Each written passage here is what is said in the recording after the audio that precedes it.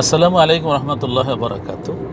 আমরা অনেক সময় ঠকে যাই, কিনতে গিয়ে ঠকে যাই, কোনো কাজ করতে গিয়ে ঠকে যাই, বোকা বনে যাই যে আমরা ঠকে গেলাম, আমরা অতটা চালাক নেই, বুদ্ধিমান নেই।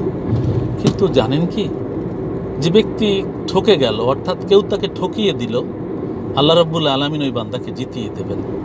অতএব ঠকে গেলে বা কেউ আপনাকে ঠকালে মন খারাপ করার কিছু নেই, বরং আল্লাহ রাব্বুল আলামিন আপনার জিতে যাওয়া নির্ধারণ করে রেখেছেন। অর্থাৎ ঠকে গেলেন তো পচে গেলেন এমনটা নয়, ঠকে গেলেন তো জিতে গেলেন, বরং যে ঠকালো সে পচে গেল, সে ধ্বংস হয়ে গেল। অতএব কেউ যদি ঠকিয়ে দেয় বা আপনি ঠকে যান, মন খারাপ করার কিছু নেই, আপনি জিতে যাবেন, আল্লাহ আপনাকে জিতিয়ে দেবে, বরং কপাল তার পুরলো যে আপনাকে ঠকিয়ে দিল। অতএব আমরা প্রতিজ্ঞা করি কাউকে ঠকাবো না।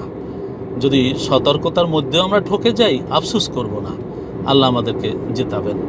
ভালো থাকুন, নিরাপদে থাকুন। আসসালামু আলাইকুম রহমতুল্লাহ।